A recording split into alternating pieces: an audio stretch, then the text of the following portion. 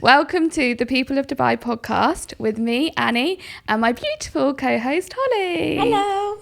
This week we have Mr. Thomas Blakemore. Thank you. Yes, sir. He is the expat primary school teacher and the man who calls himself the Travel Triumph. And welcome. Thank you. Nice to meet you. Thank you very much for having me. I always get nervous around teachers because I was always the kid at school that was always in trouble. Me too. I Really? even put a shirt on today. I know you can't see me right now, but I was like, Smart. what should I wear to to meet a teacher. To meet a I'm teacher. off shift at the moment. no gold stars So were you for us. actually a naughty kid at school? Primary not fantastic, but then secondary I was a bit more good, if you like. Yeah. You've learned all the lessons then, haven't you? You know Hopefully. kind of the difference between Yeah. So I hate to say it, naughty and a good. yeah, I know all the tricks. All the tricks. All the tricks. The tricks are the trade, if you like, of the things You've that people heard it. do to go and sharpen pencils by the bins, and they're actually just looking for time off, away from the class. Yeah, all the tricks. That's a good Those one. are- Kids have got smarter. I used to be They're like, smart. I just need to go to the toilet, miss. I've 3 seen that one. times in an hour's class. Now, before we dive in deep, obviously I was speaking to you months ago because I was like, we need you on our podcast. Because your social's so interesting and what you do in Dubai is extremely interesting. But before we dive in deeper that, I want to ask about your living situation and how everything went with the fire. Because when we spoke, we had to actually prolong interviewing you because sadly you had to move out of your place. So how is everything going now? We did. We are still in the place. It was a bit of a shocking experience. A fire alarm went off early hours of the morning, and yeah, we had to evacuate the place. At the time, we weren't sure whether we'd be moving back into the place, what would happen with the tower, all of those sorts of things. But the next day, we were back into the tower, and it Oh, was wow. like coming home from work. The lifts were a bit smoky, but since then it's been okay. It's been yeah, relatively. And you still have okay. your belongings? You still? Well, we were really worried that if things happened, that there might be smoke damage and all of those things. But based on where the fire was, we personally were okay because we were on the other side, if that makes sense. However, there are those that I also need to kind of shout out, if you like, because they might not have been as fortunate as myself. So yeah. Thankfully, back in, all has been good. We were, touch wood, all very fortunate in the experience, if you like, of that. What was it like when the fire alarm went off? Were you just like, did you think it was a drill? Did you see smoke, fire? Well, this is the thing. I've had a few messages afterwards, and people are like, "How do you know it's a real fire?" You know, Yeah. And how is that? Because a lot of people in Dubai, you know, the fire alarms will go off, whether it's smoke alarms. There's a lot of people in a skyscraper, so the fire alarm will go off quite frequently, right? So a lot of people just go, "Oh, I'll ignore that." But when we woke up, we've had this experience before where the fire alarm's gone off. But when we woke up this time, it was almost like there was a kind of groaning through the building. Right. It was early hours of the morning, could hear footsteps, and then it was a bit strange, and it felt slightly off. So I thought I'd go and check out what was kind of going on. We live by the footwell down the emergency footwell, so we could hear people going down there. We could then smell the smoke, which is the obvious given, and it was kind of like, oh no, we need to go. So yeah, it was a bit of a strange experience, but I think the initial sounds when that fire alarm went off with a given of, oh, this is a bit different. This feels different, if that makes sense. You were just like, get out. What did you grab? I know that sounds a bit of a personal question, but Yeah, so obviously your partner. partner, woke her up, bless her, and we grabbed. Not enough, if that makes sense. I grabbed my phone because that's just an essential, really. We did grab our passports. Smart. Yeah, we grabbed our passports. We didn't. Normally, I have a bag full of bits and pieces that it's not there for that reason, but just for efficiency reasons, trying to make sure you've got a bag prepared, right? But I didn't have that in that case, so just sort of grabbed wallet, passport, and those bits and pieces. But I think when I was down and I was really worried about, I wasn't really worried about kind of t-shirts and all those bits and pieces. And okay, that'll be a pain to replace, but whatever. It was the things I was like, I've left my hard drive up there. Yeah. And that's full of all my memories of travel and teaching and all those different little, strange really what you think about, because at the end of the day it doesn't really matter that much, but it was those little things I was like, oh, that would be, mine can't would replace be, that, if that makes sense. Like photos and things like that. Yeah. I think, I know you wouldn't like to have it, but having all those things maybe in like one place and just literally grab and go. That's it, yeah. But you don't like to live your life like that, No, but you never don't know. Or back up your hard drives. Put it in the cloud. That's it.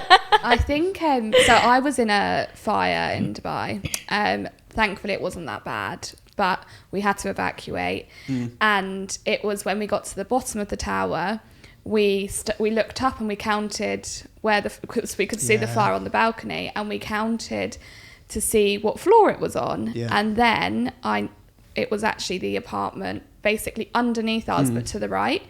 And the first thing I said to my husband was, we haven't got insurance. Yes. So we haven't got contents insurance. No. And it's something we'd never even thought of. And thankfully, everything was fine and we could get back to our apartment. But it made us really think. Yeah. Because one of us was fight and one of us was flight. Like, I literally just wanted to get out the apartment, whereas my husband, he was going, Annie, I need to get my watches. I need to go and get this. And I just grabbed a bag and I put my laptop, my passport and my phone. And then I was kind of thinking, I just want to get out. Whereas he was really practical, saying maybe we need to get some clothes because we don't even know at the moment what's going on. Yeah. So he actually kind of calmed the situation slightly. But you kind of, everything goes through your head, doesn't it? It's just absolutely, yeah. I think it was when you kind of smell the smoke, it was, that's when the panic starts to kind of go in. And I think it was kind of experienced when in the kind of stairwell when we were going down.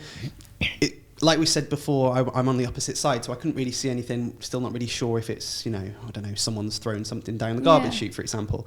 But other people on the other side where the fire would have experienced that and gone, okay, this is a problem. And they didn't grab things. You could see that. Some people that I've literally got nothing. Just panicked. To be fair, yeah, absolutely. As I'm sure I probably would in that circumstance. And you could see though the organisation who owned the building were fantastic in that circumstance. They set us up with a hotel, and those individuals who had literally just put, I don't know, a dressing gown on, they'd given them like clothes and slippers and bits and pieces amazing. Like that. And it was really comforting actually to see how fantastic the organisation were with helping everyone and making sure that everyone was okay. I think Dubai's fantastic for that really in general. Yeah. People were coming around with drinks of water and juice and bits and pieces like that, because my fiance and I were both adults, but there are those individuals who have pets and kids and things like that. So yeah. It really gives you a sense of community as well. It does.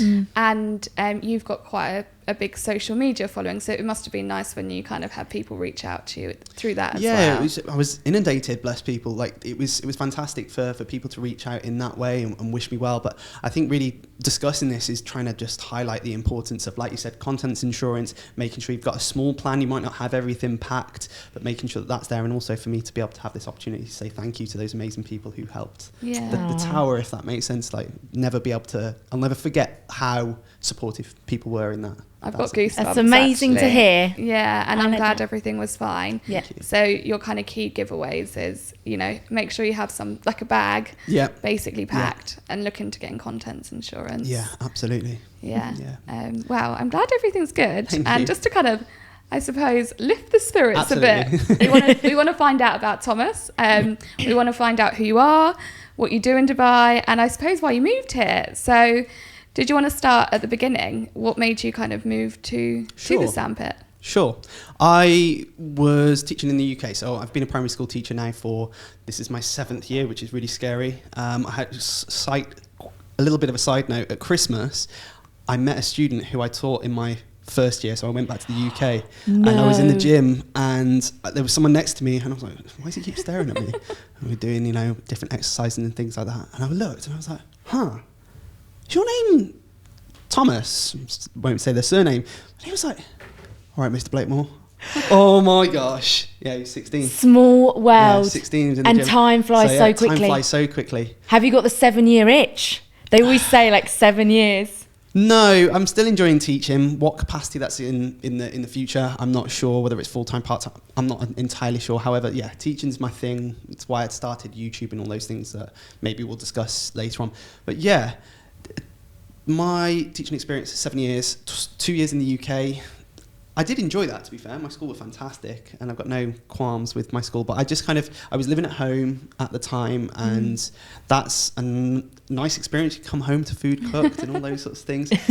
But at the same time, I really wasn't kind of enjoying not having my independence. And I reached the stage where I had these savings, and I was like, right, I could buy a house, tie myself into a mortgage on my own, and go through that. Or there was this place that my neighbours recently moved to called Dubai, and she was telling me about all the different things that she was experiencing, what her class was like, what her lifestyle was like, and I was like, that's interesting. Sounds like a bit of me. Yeah, so it gives me the opportunity to have a little bit of independence, and I'm a big fan of travel and all those bits and pieces. I travelled a lot around Europe from the UK, all the EasyJet, Ryanair flights. It's like, what does Emirates have to offer? It's just a lot, right? A big upgrade. Massive, big upgrade. You can feel your knees. Absolutely. And your back's not sore. And get food for free.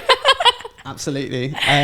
So I was like, this seems good. The packages on offer for teachers are great, and I started the process of looking to teach in Dubai. And as I was going through that process, I started kind of in my first year looking at jobs, but wasn't really too serious about things. In the second year, I became much more serious, came to visit myself and have a little bit of a holiday, if you like. I was like, I can see this working. And then from there, really took the application process seriously. And then it was, straightforward. Got the job, and then... Oh, so you got the job in the UK, so you just basically just approached many schools and just... Yeah, so in my first year I approached one. They were asking for 2 years experience. I had one, but I thought, why not? Throw it out.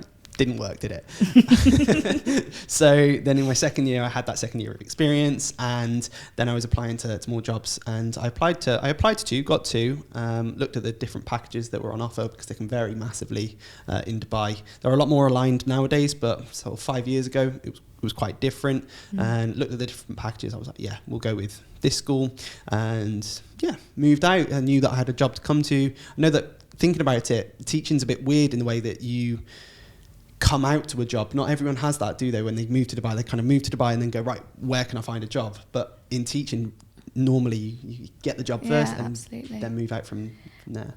So you started at a new school, and the first kind of week and things, I suppose it's very different to teaching in the UK, or is it very similar? In terms of moving out? I suppose when you're teaching, so you're you've done it a couple of times on your socials, but for the listeners that might not have seen it, give us a day in the life of a teacher in Dubai. Sure. So teaching in the UK is different to that of Dubai. In Dubai, the day starts way earlier. I get up at 5:15. Some people will be later, but 5:15, get ready, and then I'm out the door by 6:30. Now in the UK, you'd only be getting up at that point. So from 6:30 out the door on the way to school, get into school around maybe 7, sometimes earlier later, and then from there get all the stuff ready, and the kids come in at 7:30, and then wow, that's an early start. It's really early for them, and it's something that's taken. I'm still not fully adjusted to that, because it's a lot for the children. They do these really long days, because the children will be in right until 2:30. It's a lot for the parents as well. True. To get them to school, then get to work, and it's full on. Yeah, absolutely. And I always feel for the children. For coffee. Coffee. Not quite for the children. No, we do not promote that, guys. Then they'll be in school 2:30, 3:30 if they're doing after school clubs, and then teachers will be in from about kind of 3:30 till 4, be later. Heard that they start earlier because of the weather. Is that true? In the summer months, it makes sense. Yeah. It makes sense. If I were having my kind of strategy, it would be to avoid traffic, if that makes sense. You'll miss the peak of traffic in the morning and miss the peak of traffic at the end of the day. There's always been discussions of whether they'll move that, but I don't think they will, because if they move that, like they move the school day an hour later, you're going to have a huge amount of traffic on the road early in the morning, and then a huge amount of traffic at the end of the day. So I don't know. It would make sense there, but obviously then the children can have an earlier break time, earlier lunchtime, which means they're avoiding some of that peak heat. Yeah. That's interesting, because in the UK, they start school around 9 a.m, 10 to 9. Yeah. So that's a huge adjustment in itself anyway. Yeah. And then with the curriculum, is the school that you teach, is it, I don't know what they call it, British curriculum? Yes, it's British curriculum, but there are some slight differences in the curriculum that you teach. So at the moment, we have a subject called MSCS. It's similar to what they do in the UK now, but that subject, MSCS, has been many different subjects since I've moved here. It was initially social studies, then it moved to moral education and social studies, and those basically comprise of learning about the wider world and the UAE. It might look at economics, politics, those sorts of things. The moral education is kind of helping children grow good morals, becoming a good citizen for the UAE and the wider world. I love that. Yeah, so it's they do have something similar in the UK, but I think it's really quite well established here. It changes quite regularly, but it just helps the children become more well-rounded. Yeah, I like that the curriculum's changing and adapting. I know Yes. it's not the same here, but there's actually some states in America, I was reading, that they're actually doing financing classes. Right, yeah. Obviously for a lot older students, Yeah. not primary school. No, but even little things of like how to write a check. What's the difference from a saving and a current account?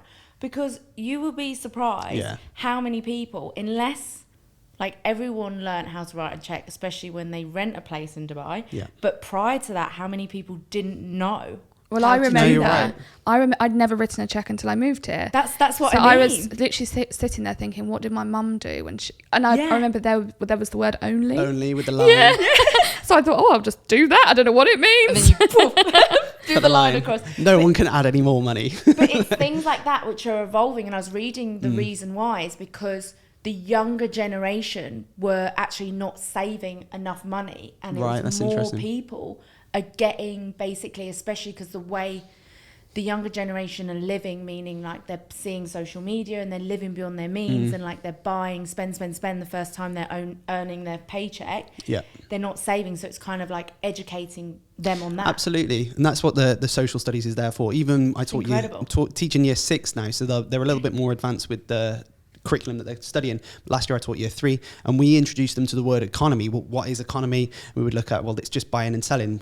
We're going to buy this from a coffee shop, but they're going to reinvest that in. And it's just looking at those little things to help children become a little bit more established in the wider world. I wish I had that. I need it now. Yeah. In my late 20s. Can you teach us? Offering tutoring, yeah. And there's some other curriculum differences which were a little bit different to start off with. So the children learn Arabic, children learn, if they are Muslim, they'll learn Islamic. There's different types of Islamic. There'll be Islamic A and B. B is for the children who are non-Arabic speakers. A is for those who are Arabic speakers. So you learn very quickly to adapt and kind of, okay, you guys are going to your Arabic lessons, this group of children go to their Islamic lessons, but then you also have to kind of cut it down, right? If some children are not going to Islamic lessons, what do I do with the children who are remaining? Because you can't continue doing English and maths, because then those children who've gone to those lessons miss out. So then you start to adapt in that way, where we call it flexi time. Different schools call it different things and do different things during that time. But yeah, they've got that. Children go to swimming more regularly here because many of the private schools have lovely pools, things like that. So there's many different curriculum differences and little small differences when it comes to teaching in the UAE versus UK as well.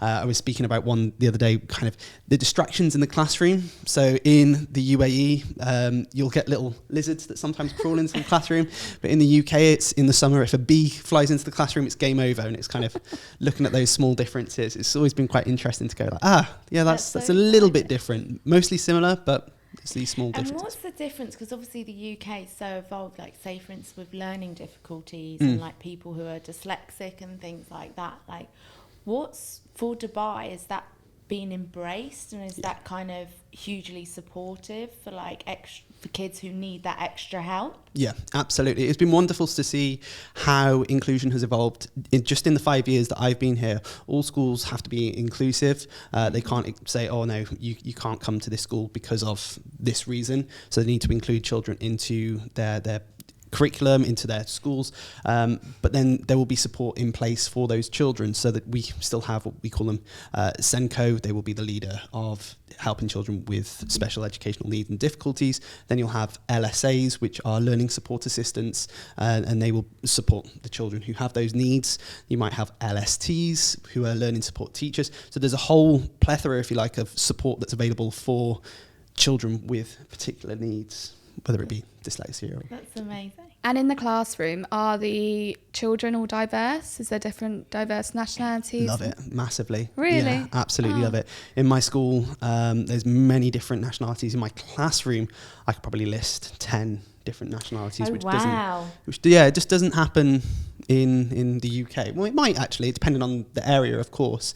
But yeah, it's amazing to hear. And all the languages that the children learn and all their small differences. Christmas is an amazing time of year. I was speaking to some Italian children, and their Christmas kind of doesn't stop. They have a festival. They were telling me of someone who leaves a stocking on their door, but this is in January. So it's all these micro adjustments to culture that you learn as a teacher, which I wouldn't perhaps have been exposed to from teaching in the UK. That's the best thing with living in Dubai. Absolutely. That's why we started this podcast, is for the people who... Yeah, all the live diverse here. Different people that we get to meet that we wouldn't have necessarily met if we hadn't come here. Yeah. And I think it's my naivety, because it's British curriculum. I just assumed it would be British kids that go to that school. Right, okay. Yeah, so that's really interesting to learn. It's also, definitely, it's interesting because British curriculum, due to the universities that become accessible from learning the British curriculum, is highly in demand. So you'll find that there are a lot of British curriculum schools that are opening up at the moment because of the demand for them. Because by studying the British curriculum and then moving on through to A-level, you then become open to a wide range of universities in the UK, which is desirable. So, yes. Yeah. I want to know a little bit more about Thomas and Dubai and what you do outside of school. Sure. I decided when I was teaching in the UK to create a YouTube channel for my class. They were watching inappropriate content at the time, so I decided, you know what, I'll make some videos for you. It was actually tied to that traveling journey to Dubai that I mentioned before. I decided I'll take some photos, and the child went, can you make a video? I was like, I'll have a go. So decided to put those onto YouTube. Those were my first. Giving you homework. I know, right? give me assignments.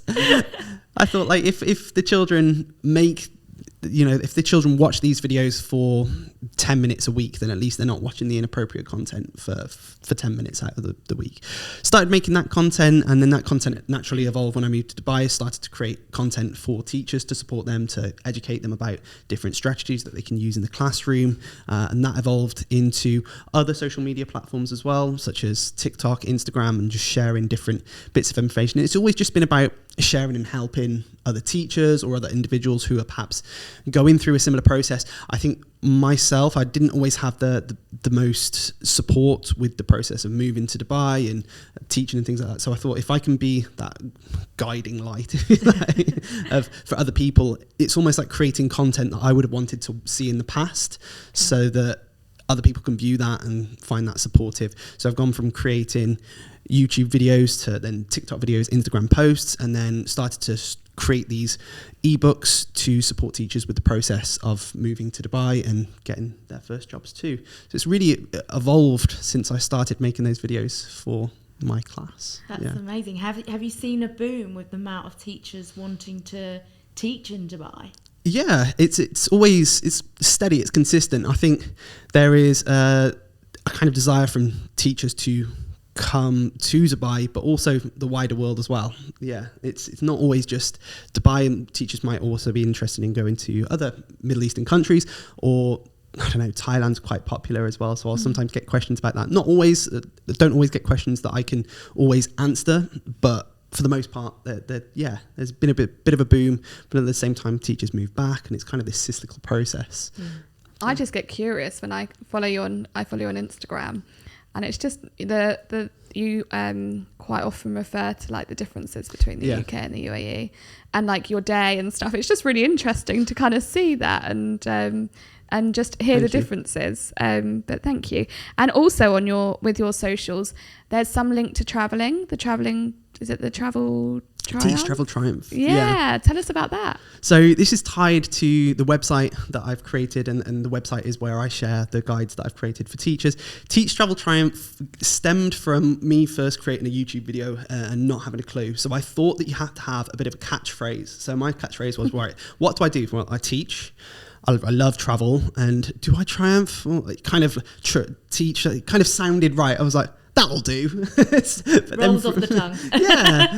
Well, I think so. This bit of a tongue twister at the same time. Yeah. So I started with that, and then that kind of evolved. And the more I reflected on that, I went, teach, travel, triumph. Okay, that kind of makes sense, because teachers who are expat teachers, well, they do teach. They will definitely travel, even if that's just to go back to their home country. And through the process of having to move to Dubai, they'll have to triumph through some adversities. That makes sense. So then from there, it's been an outlet for me to start turning a lot of the content that I create into informative blogs and videos, things that are just simply for free. And then there are things that will stem from that can support teachers in other ways, such as like the ebooks I've spoken about, or courses and bits and pieces like that. So that's where Teach, Travel, Triumph has stemmed from.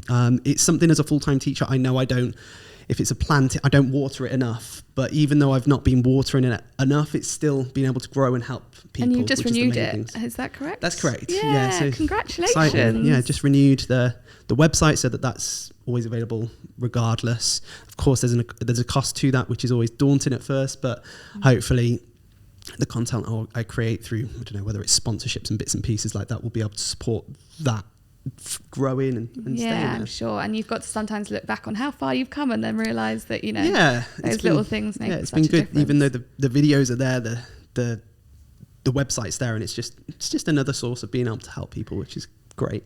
So where is Thomas's favourite place to travel? Like, where do you like to go? I love travelling to, it says a lot about me, that the cheaper areas. No, they still work. They're interesting places too. No, I love it. I just kind of love because Dubai is such as an expansive, I was going to say expensive though, kind of a bit of expansive, developed country. And expensive. It's always good to see the contrast between different areas that you can go to. I love the places that aren't super build up, and you kind of have to make it up as you go along. We travel to places like Borneo was an amazing adventure. Wow. Yeah, the Komodo Islands. It's called Labuan Bajo in Indonesia. Those two little adventures stick out strongly in my mind. And then of course you've got all the different locations that are surrounding there. Indonesia's always been lovely to travel around. A lot of Southeast Asia, but at the same time it's been good to travel around this region as well, and just sort of see the contrast of how different things are in different countries. Yeah. Have you ever done anything like Musandam, where you just drive down across the border to Oman? And we've travelled Oman. We did a road trip along Oman, and again, that's just making it up as you go along. But one of the things you do have as a teacher is you're slightly restricted by the holidays. So I think it was one of the Eid breaks, so we travelled over the border. It was busy. It was busy. I didn't remember the queue. We weren't really sure what we were doing, but that was an adventure in itself, just trying to figure out which queue to stand in. Yeah. And you do this long road trip down to, I think it was Muscat we went to, did a bit of a dolphin trip and some snorkeling. That was fun. That was a really fun adventure to go on. And, there's so many places on your doorstep, isn't there? Because you can do that drive within a couple of hours, and you're in a completely contrast to where you are in Dubai with the mountains and being outside. Sorry, Holly, go ahead. No, when you say we, this is your partner who's also a teacher. Yes, so my fiance. What's that like? Congratulations. Thank you. What's that like, being both teachers? Do you have different styles of teaching, or like, do you ever have conversations? Would you separate work? It's great, and it's also a challenge at the same time. Okay. At the end of the day, sometimes we both want to switch off, but I'll have ideas about teaching that I want to share with her, because I know that she's fantastic at what she does as a leader in education, and she smashes it. But to kind of pick each other's brains, and sometimes she'll be helping me with the Teach, Travel, Triumph stuff.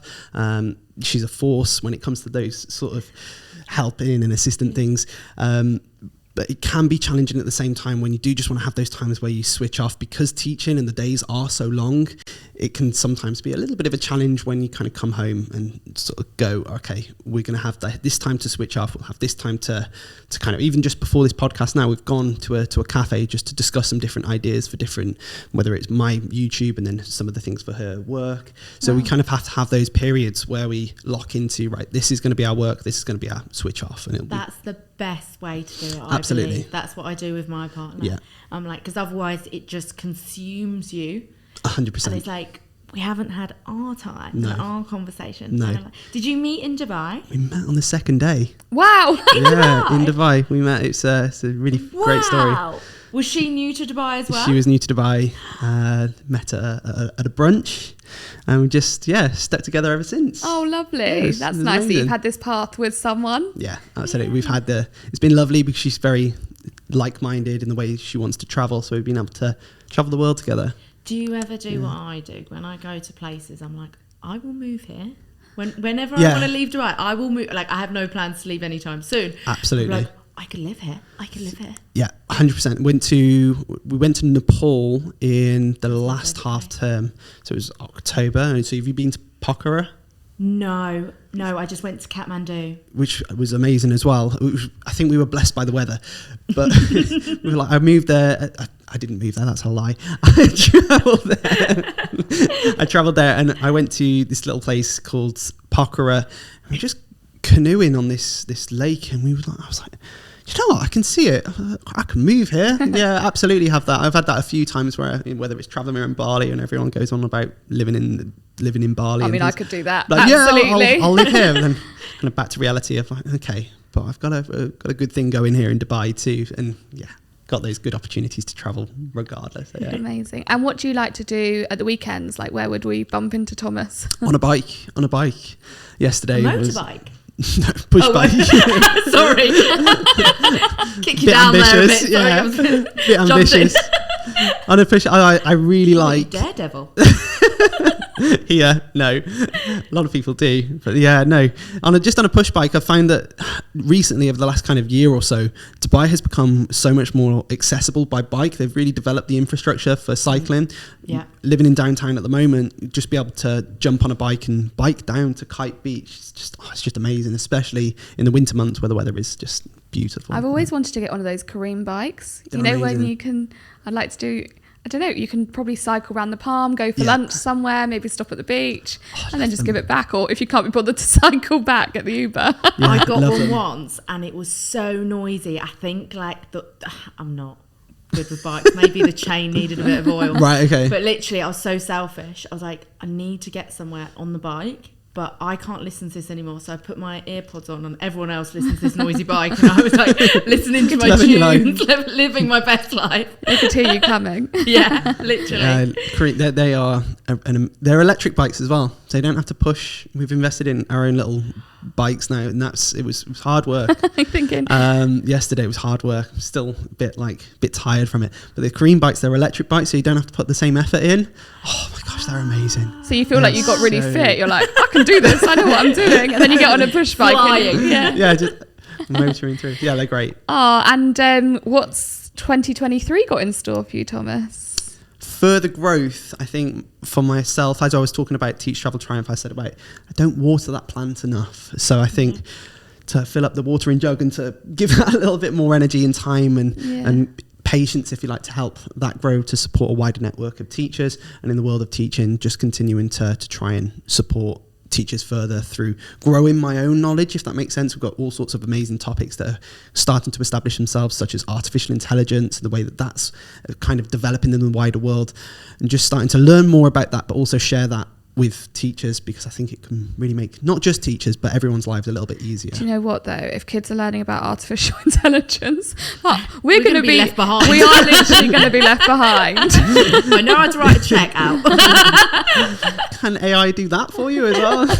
Figure it out. Wow. And are you finding everything's going digital now, actually? That I'm assuming, because that's one thing which scared me in my old job, because I found that like we were getting interns in and stuff, and they were knowing software, and they're so advanced on technology, and I'm like, I only know how to use PowerPoint and Word and send emails. So I felt like I was left behind, but I'm not old at all. But there is that divide. Absolutely. I think a lot of that stemmed from the thing that happened in the world a few years ago, in terms of pandemic and all those bits and pieces. And I think a lot of people became, that came around.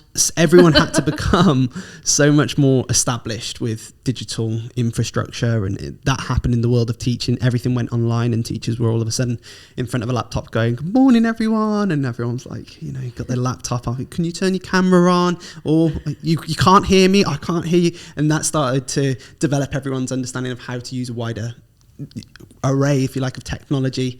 And yeah, I think that perhaps has helped everyone develop. Goodness knows what it will look like in the future, though. Yeah, it's scary, isn't it? I feel like teachers might even be robots. I'm not saying you're going to be fired. So you lost your job. You lost your job. You got to think of something else. Yeah, getting myself out of a job, right? No, you just don't know, do you? No, it could be. You've got platforms at the moment which can assist with children, and if they're writing something, you can ask the platform to give children feedback on the work that they've written, and it will do it for them. So they've almost got their own little assistant in the corner, which is great. But at what point will that just become children watching a screen? And similar to what we were doing in terms of online learning, could there be a time where children are online with artificial intelligence and the AI is giving them instructions? I don't know. It's all hypothetical. It's questionable. I think one thing that is quite reassuring though is nothing will be able to replace the emotional intelligence of a teacher, and being able to support, you know, children with eyes and ears, being able to challenges that the children face. Nothing will replace that. Do you find that challenging? Like, I thought, being through the pandemic, like how teachers had to teach on a screen.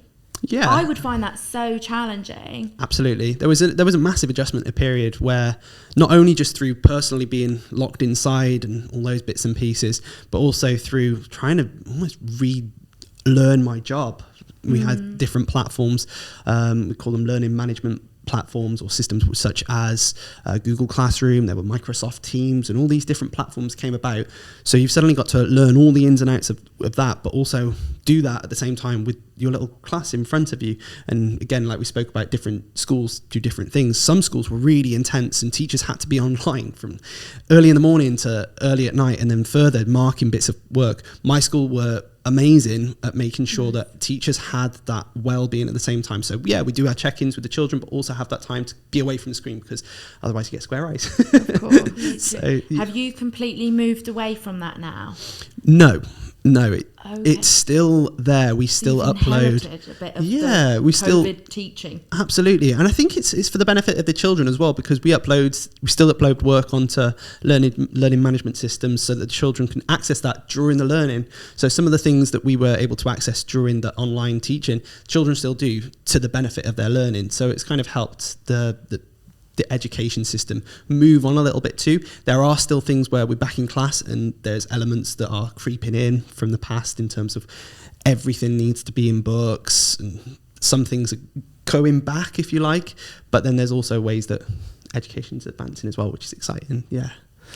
Excellent.